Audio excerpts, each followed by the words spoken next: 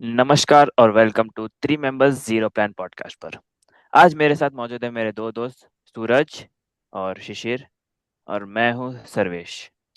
आज हम बात कर रहे हैं एक ऐसे इशू पर जो सिर्फ न्यूज़ हेडलाइंस तक लिमिटेड नहीं है, बल्कि पूरी दुनिया की सिक्योरिटी से डायरेक्ट जुड़ा हुआ है। बॉन्डी अटैक ऑस्ट्रेलिया में, पहलगाम कश्मीर में, जगह अलग अलग हो सकती है लेकिन पैटर्न एक ही नजर आता है।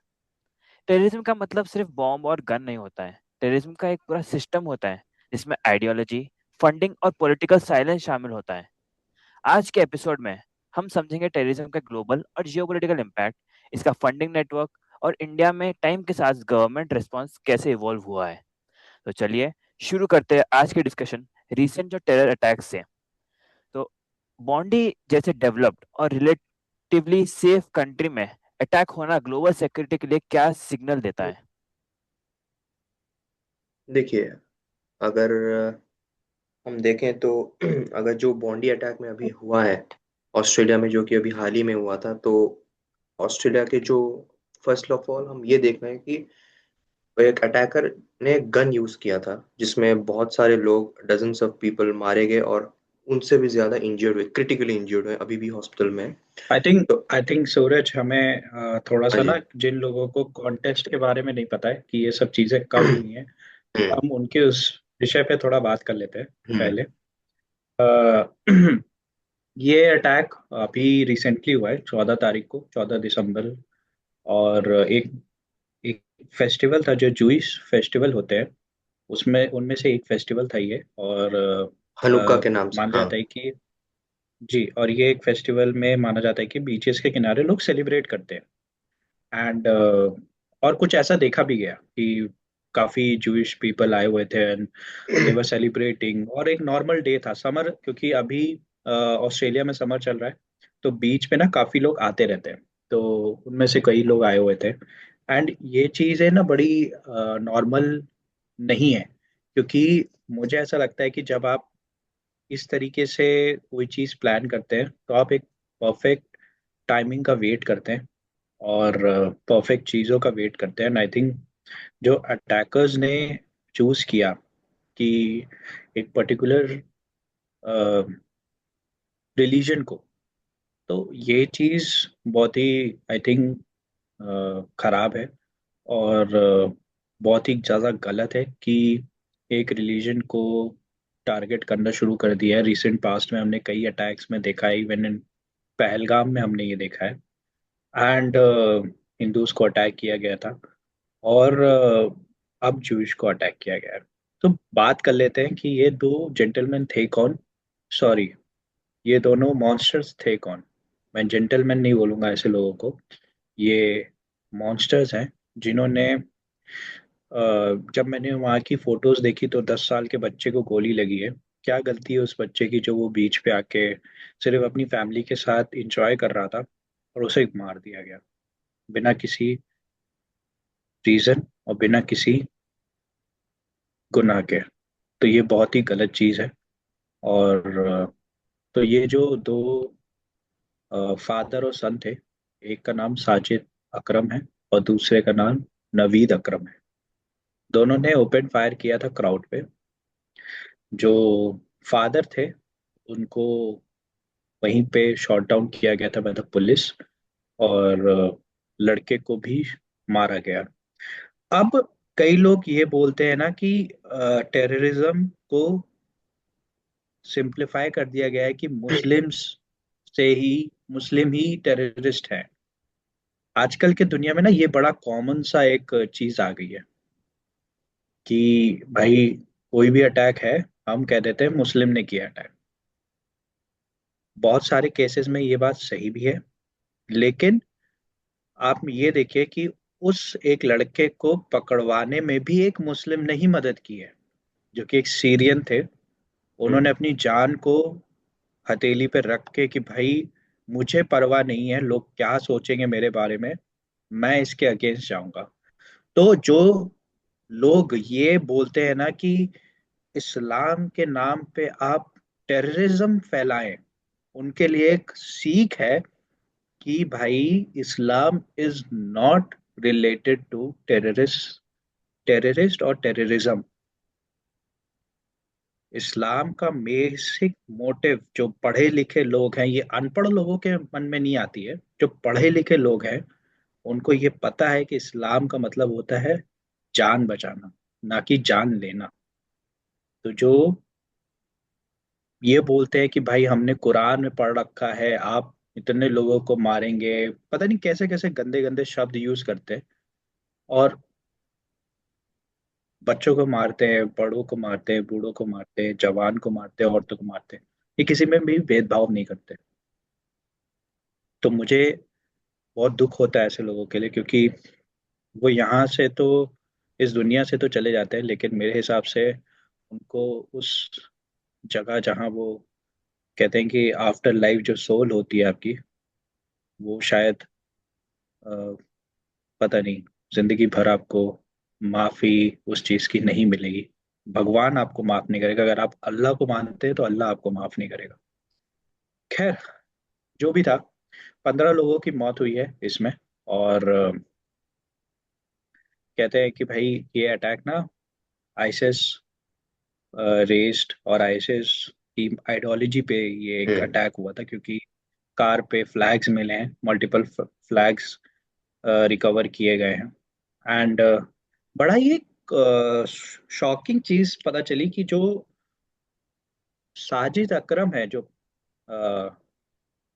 50 साल के फादर थे, उनको ये, उनके बारे में ये पता चला है कि वो एक हैदराबादी साउथ इंडियन फैमिली से रिलेटेड थे, और इंडियन थे, इंडियन पासपोर्ट होल्डर थे, हाँ। एंड इंडियन पासपोर्ट होल्डर थे। एंड रिसेंटली उन्हें उन्होंने क्या कहते हैं, रिसेंटली अभी उन्होंने ना फिलीपीन गए थे, तो उन्होंने अपना इंडियन पासपोर्ट यूज किया। हाँ। क्या ये, मैं ये जो लोग सुन रहे हैं, तो क्या आपको ये चीज लगता है कि ये मूव कहीं ना कहीं आपको ये बताता है कि भाई कुछ लोग अब ये भी सोचने लगे हैं कि हम ऐसे लोगों को ही क्यों इस्तेमाल करें जो एक पर्टिकुलर रीजन से आते हैं, why not use them from different region of the world. ये भी एक बहुत बड़ा सवाल है। और आई थिंक जो इंटेलिजेंस टीम है उन्हें इन चीज़ों पे बहुत ध्यान देना चाहिए। हालांकि जब ये पता चला कि वो इंडिया से हैं, तो उनके बारे में ये पता चला कि वो 1998 में ही आई थिंक इंडिया छोड़ चुके थे ज्यादा रिलेशन और नहीं है इमिग्रेट उनका। कर गए थे। हाँ। हाँ, फैमिली से कोई रिलेटेड नहीं है वो यूरोपियन ओरिजिन की किसी लड़की से उन्होंने शादी की है, एंड वो अ, उनका एक सन हुआ। उनके दो बल्कि बच्चे हैं, जिसमें से एक ने उनके साथ इस अटैक में हिस्सा लिया है। और कहते ये हैं कि भाई जो इंडियन फैमिली है उनसे जब पूछताछ की गई, तो उन्हें पता चला कि बहुत लिटिल कांटेक्ट रहते थे उनके यहाँ पे। हम्म। और उनका इंडिया में कोई क्रिमिनल ऑफेंसिव रिकॉर्ड नहीं है। लेकिन अ, जो उनके नवेद अकरम है, before this attack Australian security agencies ASIO को एक नोटिस मिला था 2019 में कि अकरम साहब जो हैं, नावेद अकरम साहब जो इनके बेटे हैं, ये ISIS से लिंक्ड हैं। हाँ। मुझे ये नहीं समझ में आता कि जब आप इतने बड़ी, आपको क्लू मिला था, तो व्हाई नॉट आपने उनको एक वॉच नोटिस में क्यों नहीं रखा। नहीं, उनको 6 महीने के लिए रखा था, लेकिन फिर उसको ज्यादा थ्रेट पोज नहीं कर रहे थे, इसलिए वो उनको बेल आउट कर दिया उसकी वजह से। और ये कुछ नहीं, समझने आई वाली बात डोंट, ही नहीं, पता नहीं क्यों ऐसा समझने किया। वाली बात नहीं है, क्योंकि मुझे कई सोर्सेस से पता चला है कि 6 महीने पहले मुसाद ने, जो कि एक ISIS, सॉरी माफ कीजिएगा, मुसाद ने, जिसने जो कि इजराइल की इंटेलिजेंस हम्म। कंपनी है, इंटेलिजेंस हैंडल करती है, ISIS ने एक वार्निंग इशू की थी ऑस्ट्रेलिया को करेक्ट। कि आप पे अटैक आस हो सकता है। तो मुझे समझ में नहीं आता कि भाई जब इतने हाई होल्डिंग आपको रिस्पॉन्स मिल रहे हैं, तो क्यों ना आप उसके बारे में थोड़ा और बिल्कुल। अच्छे से जान लें। अच्छा, पुलिस का स्टेटमेंट ना बड़ा मतलब ऐसा है कि अ, बहुत ही ना कंट्रोलिंग स्टेटमेंट्स आए हैं कि ये हम ये नहीं बोल सकते कि इसमें आईएसआईएस डायरेक्ट इन्वॉल्व था, आईएसआईएस डायरेक्ट इन्वॉल्व था, बट उनकी आइडियोलॉजी तो है।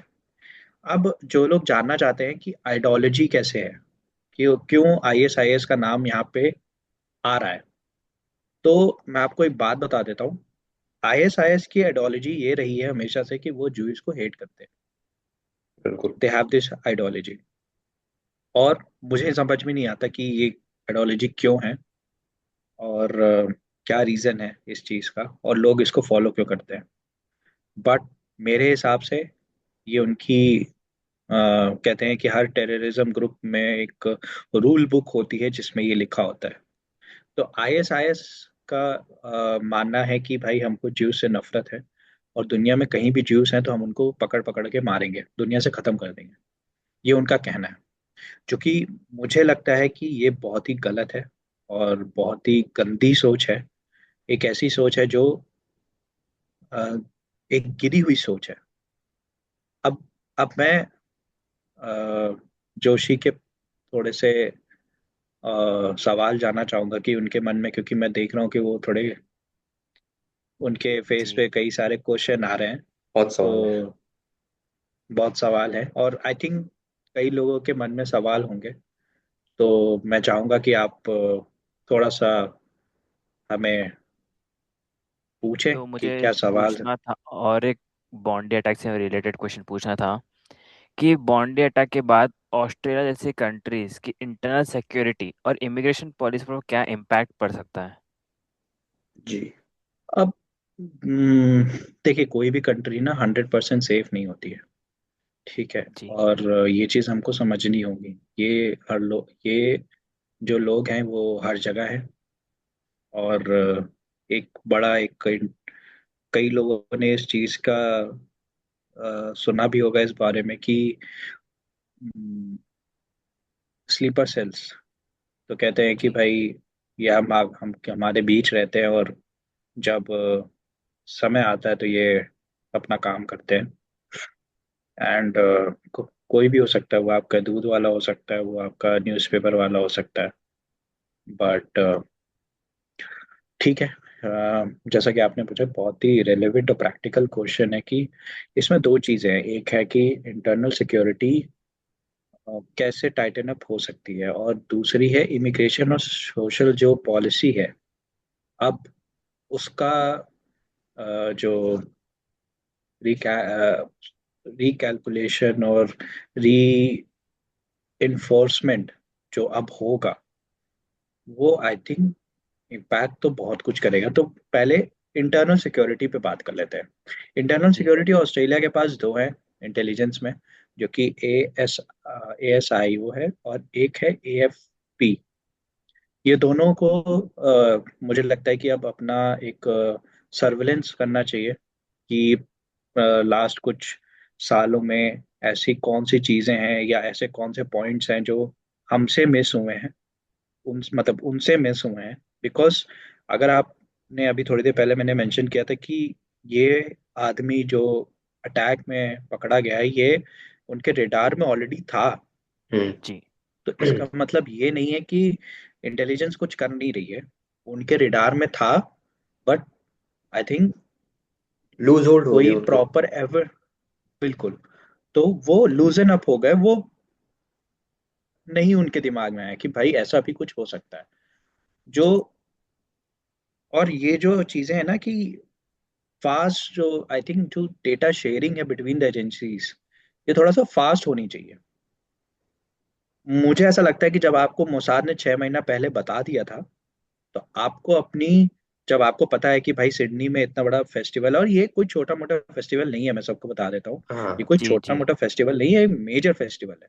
जब आपको पता है कि इतना मेजर फेस्टिवल हो रहे हैं और हो रहा है हमारी कंट्री में, तो आपको अपनी सिक्योरिटी टाइटन अप रखनी चाहिए थी। और अगर हिस्ट्री ठीक है। देख लें तो मतलब इस साल में बहुत सारे अटैक्स हुए हैं सिर्फ ज्यूस पर ही, तो आपको ये सोचना चाहिए। बिल्कुल। जी। और करेक्ट। सबसे बड़ी बात की क्या है कि जो जो ये है ना कि पर्सन ऑफ कंसर्न, एक कहते हैं कि पर्सन ऑफ कंसर्न की लिस्ट होती है हर एजेंसी के पास।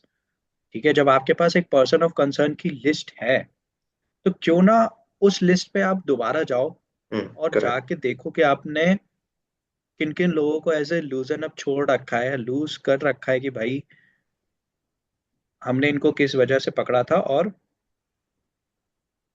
अब वो किस वजह से छूट के बाहर आ चुके हैं। हाँ, तो क्योंकि इस क्या वो चीज पे प्रॉब्लम स्टेयर कर सकते हैं क्या ये फिर से? एग्जैक्टली। बिल्कुल।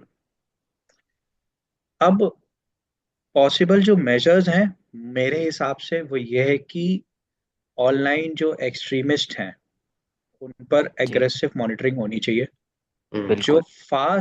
फास्टर प्रिवेंटिव जो आई थिंक डिटेंशन लॉज हैं, जो जो आई थिंक वो थोड़ा सा ना फास्ट अप होने चाहिए, प्रिवेंशन लॉज, जो डिटेंशन लॉज हैं उनको थोड़ा सा फास्ट अप करना चाहिए। एंड भाई जो बंदा ऐसा पकड़ा गया है कि भाई इनका कनेक्शन हो सकता है आईएसआईएस के साथ, तो why not keep him under surveillance, yes. Keep him under जी strict, correct. Like house arrest, so that आपको पता चले कि भाई ये बंदा कर क्या रहा है। ठीक है, क्योंकि अटैक से नवंबर दिसंबर में अटैक हुआ है, नवंबर में आप फिलीपींस में है। हाँ जी, वो की फिलीपींस सदर्न पार्ट इज, हाँ, southern part of Philippines is filled with hotspot, ISIS. Hotspot है वो। तो आपके दिमाग में ये बंदा आना चाहिए था पहले ही, आपके रिडार में है ये, फिलीपींस गया है। हालांकि ऑस्ट्रेलियन गवर्नमेंट ने ये बोला है कि वहां पे उनको कोई मेजर ट्रेनिंग नहीं मिली है, but still I think investigation has to go on on this. Absolutely. अब अच्छा। मुझे ऐसा लगता है कि ना जो सॉफ्ट टारगेट है उनकी सिक्योरिटी बढ़ानी चाहिए, जो जी सॉफ्ट टारगेट्स होते हैं। और जैसे बीचेस, मॉल, रिलीजन है, रिलीजन जो इवेंट्स हो रहे हैं, कोई अब भी तो इवेंट्स, अभी न्यू ईयर नेचुरली बढ़ इवेंट ही होगा। जाएगा अभी इस चीज के बाद, हाँ और कोई तो ऑप्शन ही नहीं नहीं, है। मुझे लगता है कि अब और उन्हें टाइटन अप होना चाहिए इन सब चीज़ों के लिए, और रेडी रहना चाहिए। जो अभी उनका आई थिंक न्यू ईयर पे बहुत बड़ा एक हम्म। इवेंट होता है, यस क्रिसमस आ रहा है, यस बॉक्सिंग डे आ रहा है। करेक्ट। बिल्कुल। सो उन पे बिल्कुल ऐसे, मतलब, और ना मुझे ऐसा लगता है कि इन कंट्रीज में, ऑस्ट्रेलिया, यूएसए, जो फायर आर्म्स, जो हमारे पास आर्म्स के जो लाइसेंस हैं वो बहुत इजीली अवेलेबल है। नहीं नहीं नहीं नहीं, ठीक है, ऑस्ट्रेलिया में सबसे स्ट्रिक्टेस्ट है। ऑस्ट्रेलिया में सबसे स्ट्रिक्टेस्ट है, फिर भी वो फायर आर्म्स रख रहे हैं, तो ये एक लूप होल है ऑस्ट्रेलियन गवर्नमेंट का, ये वही देखने वाली बात है। वही मैं हाँ, मेरा मतलब वही था कि थोड़े से ना और हाँ, स्ट्रिक्ट होना बहुत चाहिए, करना और चाहिए। ज्यादा स्ट्रिक्ट होना जी चाहिए। जी स्ट्रिक्ट थोड़े और होने चाहिए, क्योंकि आपने लाइसेंस होल्डर का बैकग्राउंड चेक करना चाहिए कि बिल्कुल। भाई ये क्या है, मेंटल हेल्थ, आइडियोलॉजी, जो इनकी आइडियोलॉजी स्क्रीनिंग होती है वो होनी चाहिए। जी। फैमिली बेस्ड कहाँ से है, कहीं ऐसा तो नहीं है कि हाई रिस्क ऑडिट होना चाहिए, कहीं ऐसा तो नहीं कि ये एक ऐसी जगह से आ रहे हैं जहाँ पे इनका जो पास्ट है कनेक्शन है वो अच्छा आईएसआईएस नहीं से है। उनका। उनका फैमिली से भी कनेक्शन था आईएसआईएस से, तो उनको देना भी नहीं चाहिए था। जी, तो हम्म। तो ये हम है। आपकी और पूरे बातों से एग्री करते हैं शिशिर। तो अब हम अगर थोड़ा बॉन्डी अटैक आपने कहा है, सब कहीं कहा है, बट अब पहलगाम की तरफ थोड़ा देखते हैं हम। तो पहलगाम अटैक का जो टाइमिंग और लोकेशन था, क्या सिर्फ वो कोइंसिडेंस थी या कैलकुलेटेड और प्लान मूव था वो उन टेररिस्ट लोग का? ये तो पूरा आई थिंक कैलकुलेटेड ही ये था। ना एक, एब्सोल्युटली। आई थिंक अब जेडी अगर आप एक वैंस। हाँ, बोलिए। अगर आप एक अगर आप एक लाइन ड्रॉ करेंगे ना हर चीज की, तो आपको हाँ समझ में आएगा ना कि ये चीजें अब बदल गई हैं। ठीक है, पहलगाम अटैक सिर्फ एक कोइंसिडेंस मानना गलत होगा, और रियलिस्टिक भी वो है नहीं। टाइमिंग, लोकेशन दोनों स्ट्रांग थे। और हमें जब आप वहां पे मूव्स देखते हैं ना, जो लोगों के मूव्स हुए हैं, जो टेररिस्ट मूव्स हुए हैं, वो जी बहुत प्लान्ड मूव थे। अब पहलगाम ही क्यों? भाई आपने बोला ना कोइंसिडेंस, तो पहलगाम ही क्यों? हाई प्रॉफिट टूरिस्ट हब है वो, जिस पार्क में अटैक हुआ है वो हाई हाई टूरिस्ट हब है और इंटरनेशनली विजिबल है, क्योंकि वहां पे सिर्फ इंडियन नहीं बाहर के भी लोग आते हैं। बिल्कुल। जी तो अगर वहां पे अटैक करेंगे तो इंटरनेशनली न्यूज भी आएगी कि भाई इस जगह पे अटैक हुआ है। पीस जो अभी तक कश्मीर में है या था, वो उसको डिस्टर्ब करना, बिकॉज जब आप अटैक करते हो तो ऑब्वियसली लोग जाना बंद कर देते हैं उस जगह पे। ठीक है। और एकदम से आर्मी की मूवमेंट ज्यादा हो जाती है, तो लोकल लोगों को भड़काना कि देखो 370 हट गया है। एंड अब जब 370 हट गया है तो देखो वापस से अब आर्मी अपने कंट्रोल में आर्मी कंट्रोल ले रही है फिर से, तो लोगों को जी भड़काना भी बड़ा इजी हो जाता है। ठीक बिल्कुल। है। तो अगर स्ट्रैटेजी देखें ना, तो ऑब्जेक्टिव बहुत क्लियर है, फियर क्रिएट करना। ठीक है। और ऐसा ऐसा माहौल बना देना कि पीस ही टूट गया। तो पहलगाम जैसी जगह ना बड़ी परफेक्ट टारगेट थी इनके लिए। ओके और लोकेशन का जो सिलेक्शन है वो सिंबॉलिक और साइकोलॉजिकल इम्पैक्ट भी सबसे ज्यादा डालता इंडियन गवर्नमेंट पे। आपने करेक्ट। निहत्थे लोगों को मारा, आपने हिंदू करेक्ट मुसलमान पूछ पूछ के मारा, तो साइकोलॉजिकली आप खेल गए और आपने इंडियन गवर्नमेंट को भी बैकफुट पे ला दिया कि बिल्कुल। वहां पे सिक्योरिटी नहीं। करेक्ट अब और आपने सिर्फ बोला कि मैन को टाइमिंग। मारा है। हाँ हाँ। और टाइमिंग टाइमिंग बहुत ही ज्यादा, आई थिंक ये बहुत तो ना क्रूशियल। बहुत अच्छी चीज है और क्रूशियल चीज थी कि छुट्टियों के टाइम मारा, क्योंकि हमने ये छुट्टियों के टाइम प्लान किया उन्होंने। अगर आप जी देखें तो उस समय छुट्टियां चल रही थी।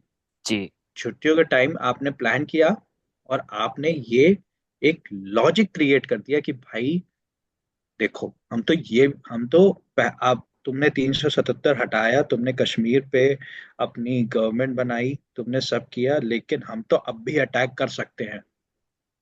जी तो अटैक तब करो जब लोग आप जब लोग एक्सपेक्ट लीस्ट कर रहे हो।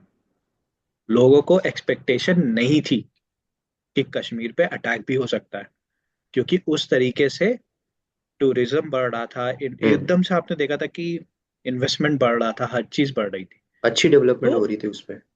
बिल्कुल। जी तो पहलगाम का अटैक स्टैटिकल और स्टैटिकल और साइकोलॉजिकल और साथ में स्ट्रेटेजिक मैसेजिंग कि प्रॉपर मैसेज जाना चाहिए, सब कुछ बिल्कुल प्लान्ड था। तो ये कहना कि ये अटैक कोइंसिडेंस नहीं तो था। गलत होगा यस लोकेशन और टाइमिंग डेलिब्रेट थी। बिल्कुल। चूज किया गया था कि, कितना कितना मैक्सिमम साइकोलॉजिकल, इकोनॉमिकल और पॉलिटिकल इम्पैक्ट हो।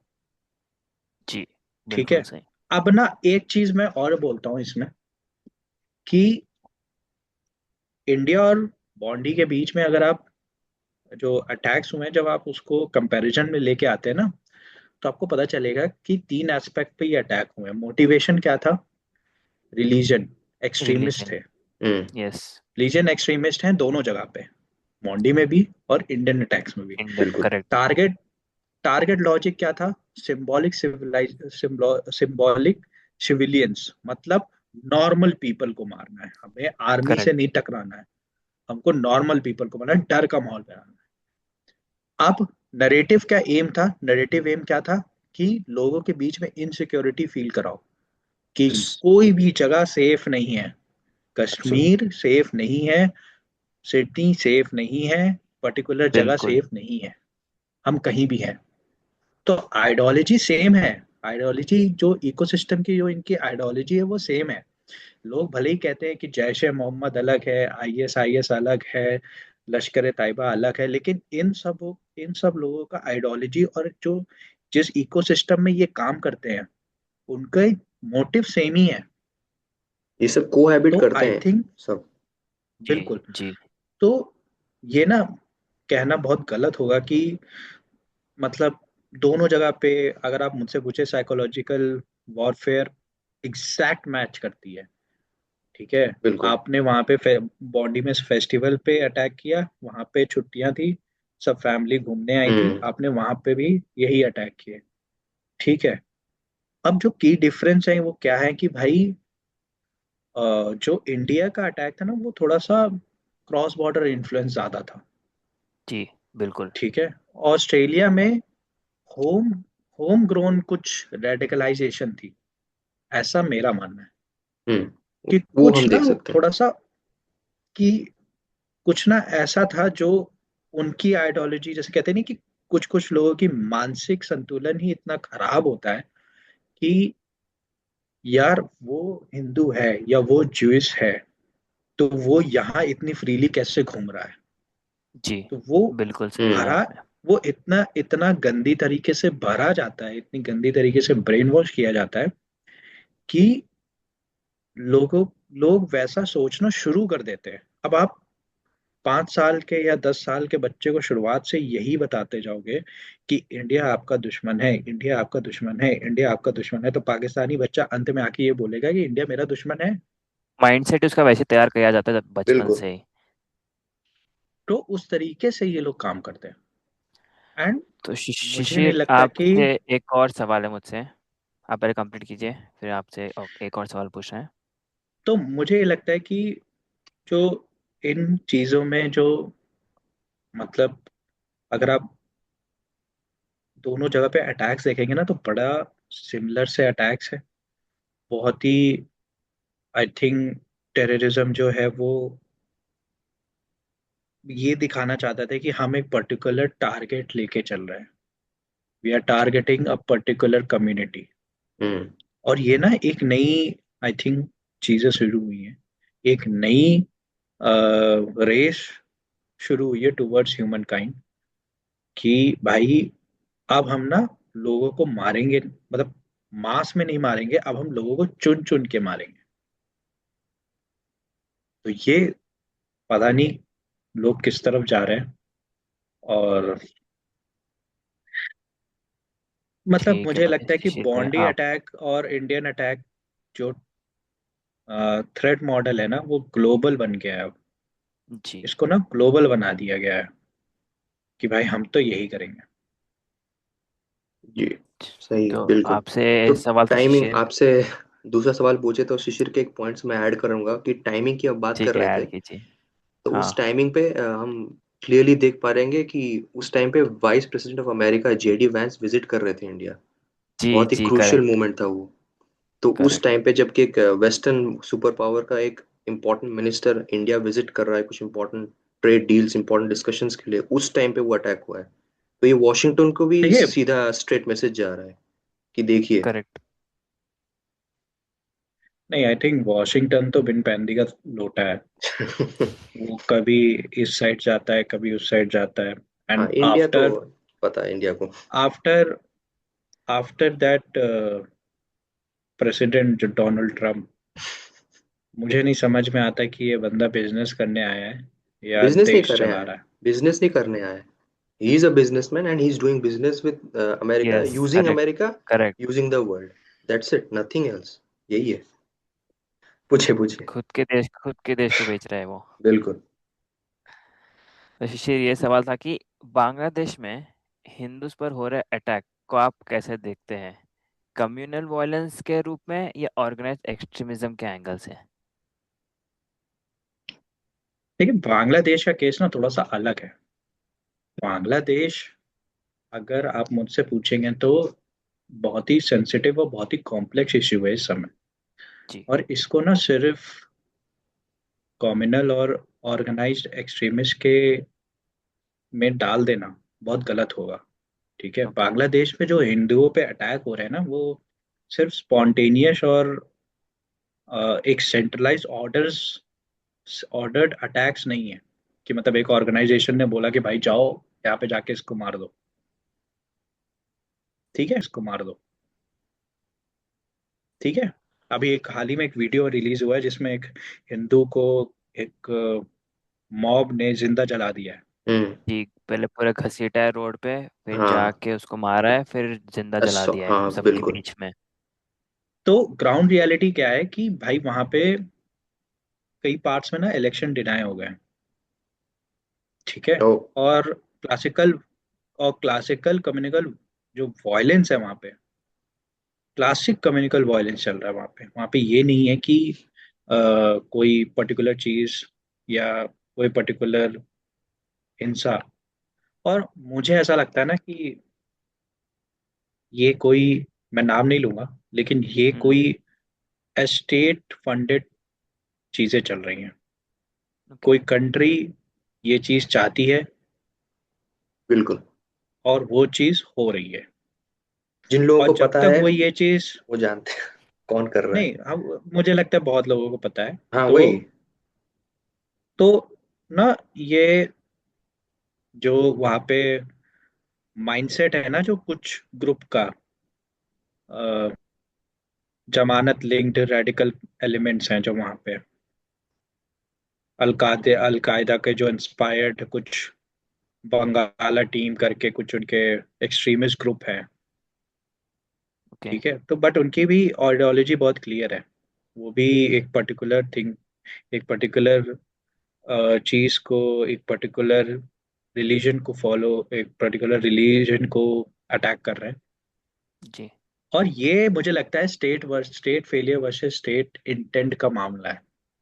वहां हम्म। पे जो गवर्नमेंट गिरी शेख हसीना की, उसके जी। बाद से ये चीजें हुई हैं। और शेख हसीना की गवर्नमेंट क्यों गिरी हम सब जानते हैं, जी बिल्कुल। वो तो है। ठीक है।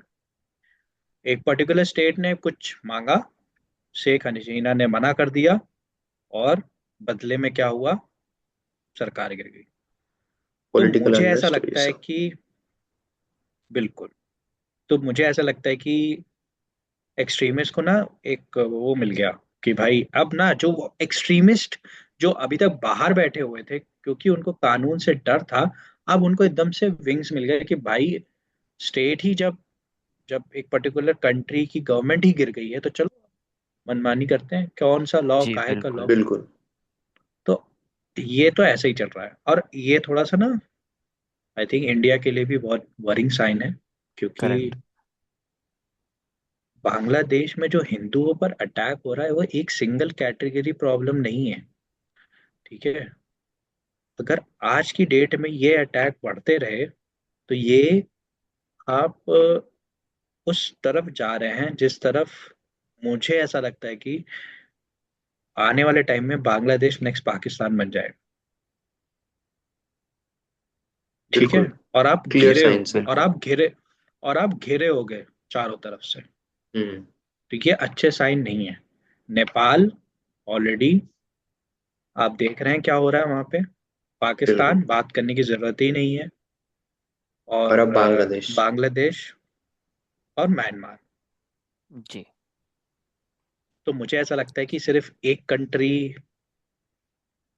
नहीं है,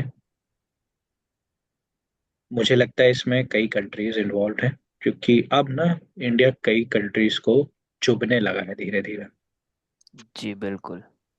तो इसलिए मुझे ऐसा लगता है कि अब इस टॉपिक पे टेररिज्म या टेररिस्ट पे तो नहीं है, ये एक बहुत ही रिलीजियस सेंसिटिव मैटर है। कॉन्फ्लिक्ट ज्यादा पे रिलीजियस बेसिस करता है। रिलीजियस कॉन्फ्लिक्ट ज्यादा है, क्योंकि वहां पे ऐसा पहले भी हो चुका है। बहुत। ओके, तो अब हम थोड़ा फोकस करते हैं टेररिज्म के ग्लोबल और जियोपॉलिटिकल एंगल पर थोड़ा बहुत। तो सबसे पहले ये समझना ज़रूरी है, इंटरनेशनल टेररिज्म एग्जैक्टली होता क्या है और ये डोमेस्टिक टेररिज्म से अलग कैसे है। सूरज, आप जी, बता सकोगे इसको।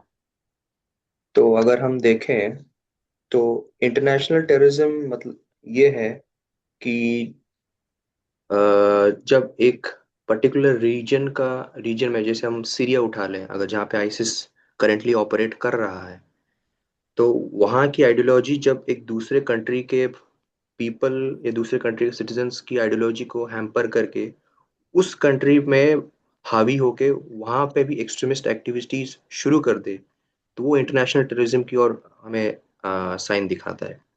और हम डोमेस्टिक टेररिज्म या फिर क्रॉस बॉर्डर टेररिज्म देखें, तो ये देखते हैं कि डोमेस्टिक टेररिज्म उसे हम बोलते हैं जबकि उस पर्टिकुलर कंट्री ए के सिटीजन्स, खुद के ही सिटीजन्स, जब वो एक्सट्रीमिस्ट एक्टिविटीज शुरू कर दें, वो आइसिस बेस्ड आइडियोलॉजी के साथ, भले ही वो उनसे ओके। कनेक्टेड ना हो या फिर इन्फ्लुएंस्ड ना हो, लेकिन वो खुद के ही सिटीजन्स हो और उनका खुद से ही ब्रेन वॉश हो चुका है और ऐसे वो मान चुके हैं कि नहीं, वो तरीका सही है जो वो लोग कर रहे हैं, तो ये भी यहीं पे होना चाहिए, तब उसे हम बोलेंगे डोमेस्टिक टेररिज्म। क्रॉस बॉर्डर क्या होता है?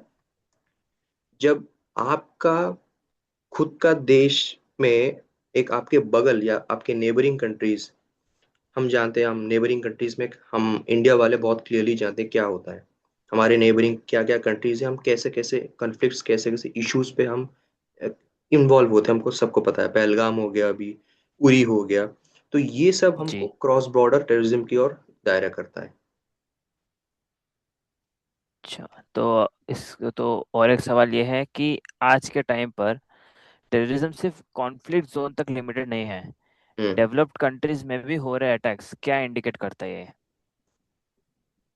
बिल्कुल, जैसे ही शिशिर ने बताया अभी कुछ देर पहले, वो डिस्कस कर रहे थे हम लोग बॉन्डी बीच के बारे में, जो कि ऑस्ट्रेलिया में हुआ था, वो फायर आर्म इंसिडेंट।